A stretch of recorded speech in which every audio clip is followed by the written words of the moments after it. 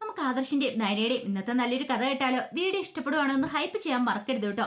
അങ്ങനെ നമ്മൾ കാണുന്ന ഒടുവില് ഹബി നവ്യയുടെ അടുത്തേക്ക് വന്നു. നവ്യയെ ഒരു സോപ്പിടാൻ വേണ്ടി ചെന്നാണ്. നവ്യയോട് പറഞ്ഞു, നമ്മൾ എത്ര നാളായി പുറത്തേക്ക് ഒന്ന് പോയിട്ട്, ഔട്ടിങ്ങിനൊക്കെ പോയിട്ട്, ഒരു കാര്യം ചെയ്യാം, നമുക്കൊന്ന് പുറത്ത് പോകാന്ന് പറഞ്ഞു.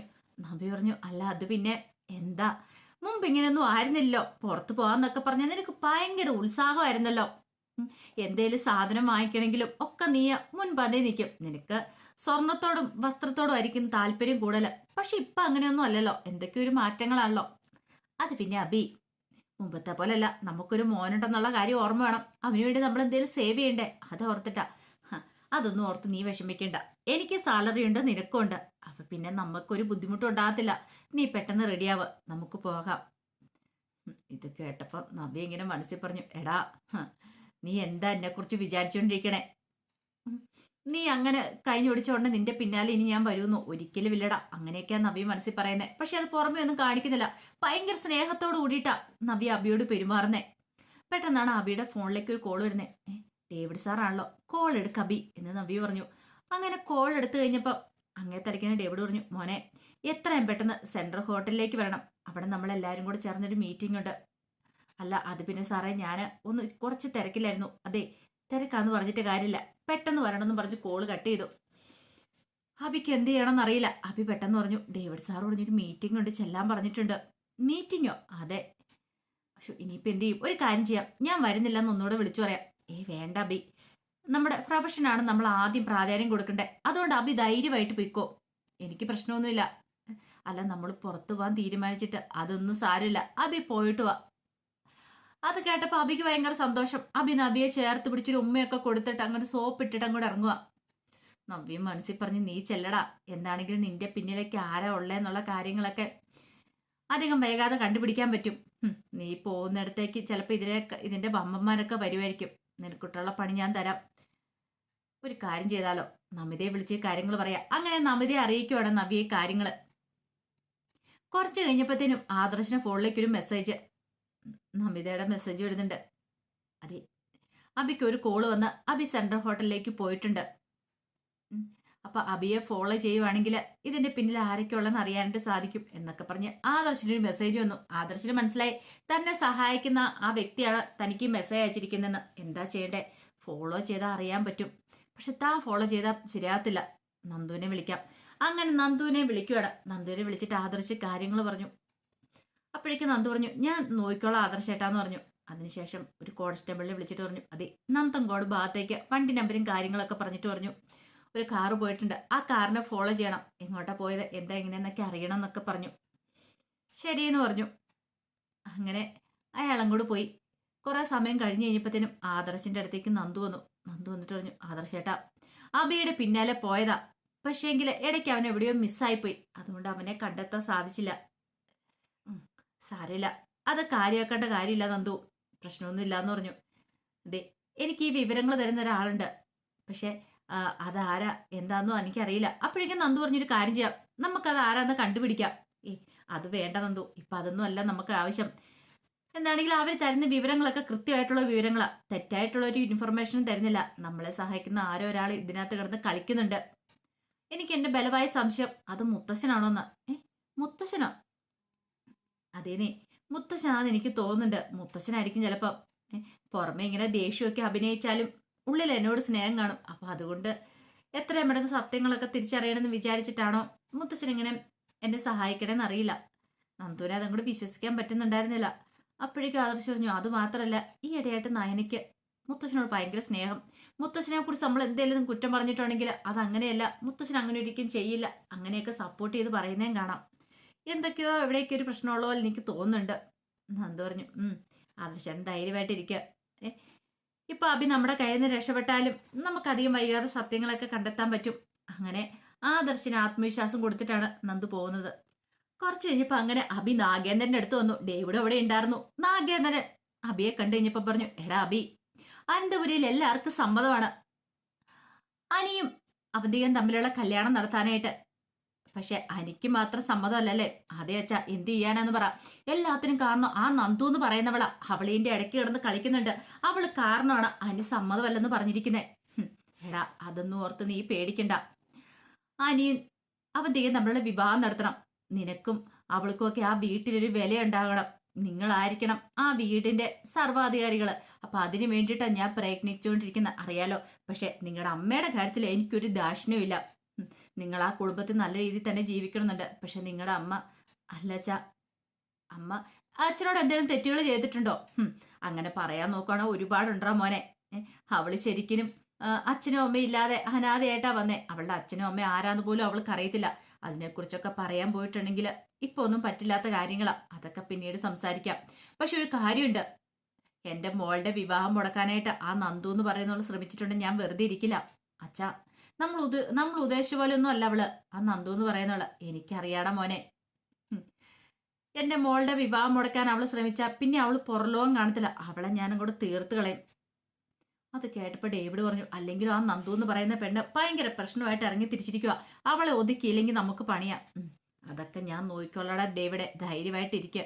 അബി പറഞ്ഞു, അങ്ങനെയാണെ എത്രയും പെട്ടെന്ന് ചെയ്യണോ അച്ഛാ. അവന്തിക അനിയും തമ്മിലുള്ള വിവാഹം നടക്കുകയും ചെയ്യണം. കഴിഞ്ഞ ദിവസം തന്നെ അവന്തിക അവനെ പുറത്തു പോകാൻ വിളിച്ചു. പക്ഷെ എങ്കിൽ അവൻ എന്തോ മീറ്റിംഗ് ഉണ്ടെന്നൊക്കെ പറഞ്ഞ് മുങ്ങി. പക്ഷെ അവനെ കാണാൻ പോയത് നന്ദു എന്ന് പറയുന്നവളെ ആയിരുന്നു. അവന്തേക്ക് ഭയങ്കര വിഷമായി. എനിക്കറിയാം, നവീനുമായിട്ടുള്ള വിവാഹം മുടങ്ങിക്കഴിഞ്ഞപ്പോൾ അവളുടെ മനസ്സ് വേദനിച്ചതാ. പിന്നെ ഞാനാണ് പറഞ്ഞ അനിയെക്കുറിച്ച്. അപ്പൊ അവളുടെ മനസ്സിൽ പ്രതീക്ഷകളൊക്കെ ആയി. ഇനി ആ പ്രതീക്ഷ കെട്ടടങ്ങാൻ നോക്കേണ്ട എന്റെ ഉത്തരവാദിത്തം, ഞാൻ നോക്കൂന്നൊക്കെ അയാൾ വാക്ക് കൊടുക്കുകയാണ്. ആ സമയം ദേവേനയും മുത്തശ്ശിയും കൂടെ നയനെ കാണാൻ ചെന്നു. പിന്നീട് നയനയോട് കല്യാണക്കാര്യത്തെ കുറിച്ചൊക്കെ സംസാരിക്കുകയാണ്. അങ്ങനെ സംസാരിച്ചുകൊണ്ടിരിക്കുന്ന സമയത്ത് മുത്തശ്ശി പറഞ്ഞു, ജലജയ്ക്ക് ഇപ്പൊ ഒരു പ്രശ്നമുണ്ട്. അവളെ ദത്തെടുത്ത് വളർത്തിയതാണ്. അവൾ അനാഥയാന്നൊക്കെ ഒരു പ്രശ്നമുണ്ട്. ആ കുടുംബത്തിൽ ആരും അല്ലെന്ന്. ഇനിയിപ്പോൾ അവന്തികയും അനിയും തമ്മിലുള്ള വിവാഹം നടന്നു കഴിയുമ്പോൾ അവളുടെ ആ ബുദ്ധിമുട്ട് അങ്ങോട്ട് മാറുമല്ലോ. ദേവേനി പറഞ്ഞു, അല്ലെങ്കിലും ഈ പറയുന്ന അവളുടെ അവളുടെ മോനുണ്ടല്ലോ, നായന മോളുടെ ചേച്ചിയല്ലേ വിവാഹം കഴിച്ചിരിക്കുന്നേ. പിന്നെ അവൾ ഇത്രമാത്രം ഉരുകേണ്ട കാര്യമൊന്നും ഇല്ലല്ലോ. മുത്തശ്ശി പറഞ്ഞു, ഓ അവളുടെ കാര്യം പറയാതിരിക്കുന്ന ഭേദം. പണ്ടത്തെ പോലെ ഒന്നുമല്ല, ചക്കര അടയം പോലെ ഇപ്പൊ അബിയും നബിയും കൂടെ. ദേവേന് പറഞ്ഞു, അത് ശരിയാ, രണ്ടുപേരും കൂടെ ചക്കര അടയം പോലെയാ. മുത്തശ്ശി പറഞ്ഞു, പക്ഷെ ഒരു കാര്യമുണ്ട് ദേവേ, എപ്പോഴാണ് ഈ അടയ്ക്കകത്തും ചക്കരയ്ക്കകത്തും മണ്ണ് വീഴുന്നതെന്ന് അറിയാൻ പറ്റില്ല. അധികം വൈകാതെ അവന്റെ ചതികളൊക്കെ അവൾ അറിയും എന്നൊക്കെ ഇങ്ങനെ സംസാരിക്കുന്ന സമയത്താണ് ആദർശ് അങ്ങോട്ടേക്ക് വരുന്നേ. ആദർശ് എന്നിട്ട് ചോദിച്ചു, എന്താ അമ്മേ? അമ്മ എന്താ പെട്ടെന്ന് എന്നെ കാണണമെന്ന് പറഞ്ഞേ? അതെ, നിന്നോട് കുറച്ച് കാര്യങ്ങളൊക്കെ സംസാരിക്കാനുണ്ട്. അനിയുടെ അവധിയുടെ കാര്യങ്ങൾ അറിയാലോ. എനിക്ക് വിവാഹത്തിന് സമ്മതമല്ല. അങ്ങനെ സമ്മതമല്ല എന്ന് പറഞ്ഞിട്ട് മുന്നോട്ട് പോയിട്ട് കാര്യമില്ല. എത്രയും പെട്ടെന്ന് അവരുടെ വിവാഹം നടത്താനുള്ള കാര്യങ്ങളൊക്കെ നോക്കണം. ആദർശ് പറഞ്ഞു, ഇതിനെക്കുറിച്ച് ഞാൻ അവനോട് സംസാരിച്ചമ്മേ, പക്ഷെ എന്ത് ചെയ്യാൻ പറ്റും? അവന് വേണ്ട. അവനാണെങ്കിൽ ഭ്രാന്തളകിയതുപോലെ എന്നോട് പെരുമാറിയത്. അവൻ അവളെ വേണ്ടെന്നാ പറയണേ. മുത്തശ്ശി പറഞ്ഞു, അവൻ അങ്ങനെയൊക്കെ പറയും, നമ്മളതൊന്നും മൈൻഡാക്കേണ്ട കാര്യമില്ല. ഒരു പക്ഷേങ്കിൽ ഇനി വേറൊരു ആലോചന വന്ന് വേറൊരു കല്യാണം നടക്കുകയാണെങ്കിൽ ഒരിക്കലും ചിലപ്പോൾ ആ കുടുംബത്തിന് ചേരുന്ന പെൺകുട്ടി ആയിരിക്കില്ല. ഇതാകുമ്പോൾ നമുക്ക് അറിയുകയും ചെയ്യാമല്ലോ. അപ്പോഴേക്കും ദേവേന് പറഞ്ഞു, അതേടെ മോനെ, നീ അവനോട് എങ്ങനെയൊന്നും സംസാരിക്കണം. സംസാരിച്ച് അവനെ കൊണ്ടൊന്ന് സമ്മതിപ്പിക്കണം. ഇത് കേട്ടപ്പോൾ ആദർശ് പറഞ്ഞു, ഞാൻ സംസാരിച്ചമ്മേ, അതൊന്നും പറഞ്ഞിട്ട് കാര്യമില്ല, ഒന്നോട് സംസാരിക്കുക എന്ന് ദേവേന് പറഞ്ഞു. അപ്പോഴേക്കും മുത്തശ്ശി പറഞ്ഞു, അത് ശരിയാ, നീ പറഞ്ഞിട്ടുണ്ടെങ്കിൽ അവൻ അനുസരിക്കും. പിന്നെ നന്ദുവായിരിക്കും അവന്റെ മനസ്സ് നിറയും. കനകയോടും ഗോവിന്ദനോടും മുത്തശ്ശൻ വാക്ക് കൊടുത്തിരിക്കുന്ന ഒരു കാരണവശാലും ഇനിയിപ്പം നന്ദുവിന്റെ പിന്നാലെ അനി നടക്കില്ലാന്ന്. ഇനി അവര് തമ്മിലുള്ള വിവാഹം നടക്കണമെങ്കിൽ കനയും ഗോവിന്ദനും വീട്ടിൽ വന്ന് പറയണം. ദേവേനി പറഞ്ഞു, അങ്ങനെ പറഞ്ഞുകൊണ്ടും കാര്യമുണ്ടോ അമ്മേ? ജാനകി സമ്മതിക്കണ്ടേ? അതിന് അവള് സമ്മതിക്കില്ലല്ലോ, പിന്നെ എന്തിനാ നമ്മളത്ര റിസ്ക് എടുക്കേണ്ട കാര്യമുണ്ടോ? അപ്പോഴാണ് ആദർശിന്റെ ഫോണിലേക്ക് ഒരു കോള് വരുന്നത്. ആദർശ് അതെടുത്ത് നോക്കി. പിന്നീട് ഒരു മെസ്സേജ് വരുവാണ്. മെസ്സേജ് വന്നു കഴിഞ്ഞപ്പോഴത്തേനും ആദർശം മെസ്സേജ് വായിച്ചിട്ട് പറഞ്ഞു, എല്ലാവർക്കും ഒരു സന്തോഷ വാർത്തയുണ്ട്. അതെന്താ? അതെ, ഏൻ ജ്വല്ലറിയിലേക്ക് കള്ളക്കടത്ത് സ്വർണ്ണം എത്തിയിട്ടുണ്ടെന്ന്. അങ്ങനെയാണെങ്കിൽ ഇപ്പൊ തന്നെ ഞാൻ നന്ദുവിനെ വിളിച്ചു പറയാം റെഡി ചെയ്യാനായിട്ട് എന്ന് ആദർശ് സന്തോഷത്തോട് പറഞ്ഞു. എല്ലാവർക്കും സന്തോഷമായി. ഏൻ ജ്വല്ലറിക്കാർക്കിട്ട് ഒരു പണി കൊടുക്കാൻ പറ്റുന്നതാണെങ്കിൽ അത് നല്ലൊരു കാര്യം തന്നെയാണല്ലോ. കുറച്ച് കഴിഞ്ഞപ്പോഴത്തേനും മൂർത്തി മുത്തശ്ശൻ്റെ അടുത്തേക്ക് ജയം വന്നു. ജയം വന്നിട്ട് പറഞ്ഞു, അച്ഛാ ഒരു ന്യൂസ് ഉണ്ടെന്ന് പറഞ്ഞു. അങ്ങനെ ഫോൺ അങ്ങോട്ട് കൊടുത്തു. ഏൻ ജ്വല്ലറി വ്യാപക റെയ്ഡ്, കള്ളക്കടത്ത് സ്വർണം പിടിച്ചെടുത്തു എന്നായിരുന്നു. അത് കണ്ടു കഴിഞ്ഞപ്പം മുത്തശ്ശൻ പറഞ്ഞു, അല്ലെങ്കിലും ഈ പറയുന്ന ഏൻ ജ്വല്ലറിക്കാര് പണിക്കൂലി ഇല്ലാതെയല്ല സ്വർണം കൊടുത്തോണ്ടിരുന്നേ. അതിനുള്ള കാരണം ഇപ്പൊ ആൾക്കാർക്കൊക്കെ മനസ്സിലായി കാണോ എന്താ ഏതാന്ന്. ഇന്നലെ കൊടുത്ത കൂണല്ലേ അവര്. കാരണം പെട്ടെന്ന് പൊട്ടിമുളിച്ചതാ. അതിനധികം ആയുസം ഉണ്ടാകത്തൊന്നുമില്ല. അത് കേട്ടപ്പോൾ ജയൻ പറഞ്ഞു, എന്താണെങ്കിലും ഇത് നമുക്കൊരു നല്ല വാർത്തയായിട്ടാണ് എനിക്ക് തോന്നണത്. മുത്തശ്ശൻ പറഞ്ഞു, അല്ലെങ്കിലും ഇങ്ങനെ പെട്ടെന്ന് സമ്പന്നരാകാൻ നോക്കുന്നവർക്കൊക്കെ ഇങ്ങനെ ഇടയ്ക്കിടയ്ക്ക് ഒരു പണി കിട്ടും. അല്ലേലും ഇതിന്റെ പിന്നിൽ ആരൊക്കെ ഉണ്ടെന്ന് തോന്നാച്ചാ അത് ശരിയാ. എനിക്കറിയാം ഈ പറയുന്ന എൻ ജ്വല്ലറിക്ക് പിന്നിൽ ആരോ ഉണ്ട്. നമ്മുടെ ഏറ്റവും വലിയ ശത്രു ഉണ്ട്, നമ്മളെ ശരിക്കും അറിയാവുന്നേ. അത് ആരാ എന്താണെന്നും അറിയത്തില്ലാത്തുള്ളേ. ഒരു പക്ഷേങ്കില് നമ്മുടെ ജ്വല്ലറി നമ്മൾ പറഞ്ഞിട്ട് ആരെങ്കിലും ആയിരിക്കാം. പക്ഷെ നമുക്കറിയില്ലല്ലോ. മൂർത്തി ജ്വല്ലറിൽ ഒരിക്കലും ഇങ്ങനത്തെ ഉള്ള കള്ളക്കടത്തോ കാര്യങ്ങളൊന്നും നടക്കില്ല, അല്ലെങ്കിൽ കള്ളത്തരങ്ങളും നടക്കില്ല.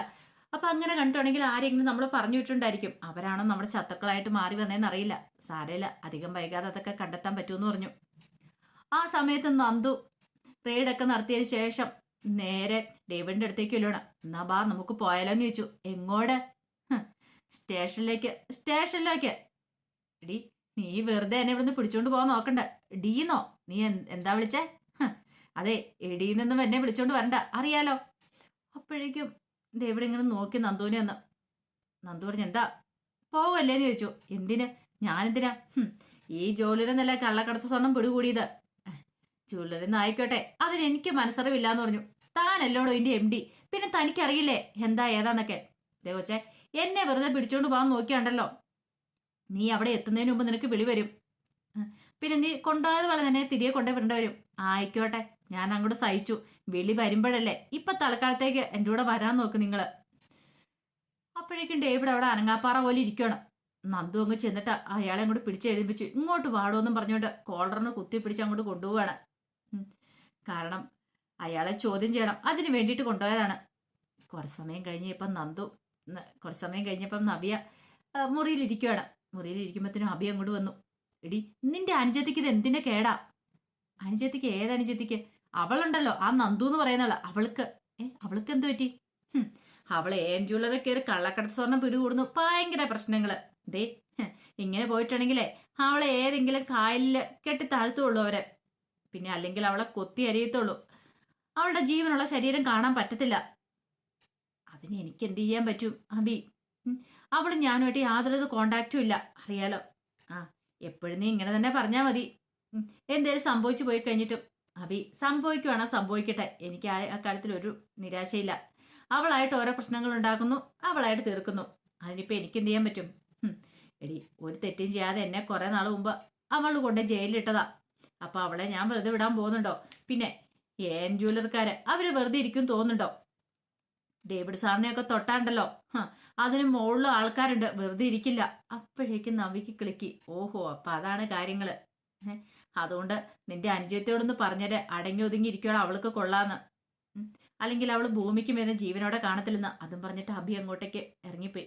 അപ്പോഴേക്കും നവ്യ മനസ്സിൽ പറഞ്ഞു, എടാ, ഏൻ ജ്വല്ലറിക്ക് മുകളിൽ ആരാ ഉള്ളതെന്ന് നിന്നെ ഇടിച്ചു പിഴിഞ്ഞിട്ടാണെങ്കിലോ സത്യങ്ങളെയും പുറത്തു കൊണ്ടുവരും. നീ കാണാൻ പോകുന്നുള്ളൂ ഈ നവ്യ ആരാന്ന് എന്നൊക്കെ ഇങ്ങനെ നവ്യ മനസ്സിൽ പറഞ്ഞു. കുറച്ച് കഴിഞ്ഞപ്പോ നന്ദു ഡേവിഡിനെ അങ്ങോട്ട് സ്റ്റേഷനിലേക്ക് വന്നു. സ്റ്റേഷനിലേക്ക് വന്നിട്ട് സക്രിയോട് പറഞ്ഞു, ഇയാൾക്ക് ഒരു പരിഗണന കൊടുക്കേണ്ട കാര്യമില്ല. ഇയാൾ പക്ക ഫ്രോഡാണ്. കള്ളക്കടത്ത് സ്വർണ്ണ ഇയാളുടെ പക്കൽ നിന്നാ പിടികൂടിയിരിക്കുന്നത്. അതുകൊണ്ട് ഇയാളെ ലോക്കപ്പിലേക്ക് അങ്ങോട്ട് ഇട്ടാൽ മതി, പുറത്തെടുത്തി സ്വീകരിക്കുമൊന്നും വേണ്ട. അത് കേട്ടപ്പം സക്കറിയ ഒന്ന് നന്ദുവിനെ നോക്കുകയാണ്. അങ്ങനെ അയാൾ അങ്ങോട്ട് കൊണ്ടുപോകാൻ തുടങ്ങുമ്പോഴത്തേനുമാണ് പുറത്തുനിന്ന് നന്ദുവിന്റെ മേലുദ്യോഗസ്ഥൻ അങ്ങോട്ട് കയറി വരുന്നേ. എന്താ എന്താ നിങ്ങൾ ഇവിടെ കാണിച്ചുകൊണ്ടിരിക്കണമെന്ന് ചോദിച്ചു. നന്ദു പറഞ്ഞു, സാറേ, ഞാൻ ഇയാളെ കസ്റ്റഡിയിലെടുത്ത. എന്തിന്റെ പേരിലാ കസ്റ്റഡിയിലെടുത്തേ? അത് കള്ളക്കടത്ത് സ്വർണ്ണമാന്ന് ഉറപ്പുണ്ടോ? അതിന് തെളിവുണ്ട്. എന്ത് തെളിവുണ്ട്? ഇയാളെ മര്യാദയ്ക്ക് പറഞ്ഞു വിടാൻ നോക്ക്. അത് കേട്ടപ്പം ഡേവിഡിന് ഭയങ്കര സന്തോഷമായി. കാരണം തന്നെ രക്ഷിക്കാനായിട്ട് ആളെത്തിയില്ലോ എന്നൊക്കെ ഒരു ചിന്തയായിരുന്നു മനസ്സറിയ ഉണ്ടായിരുന്നേ.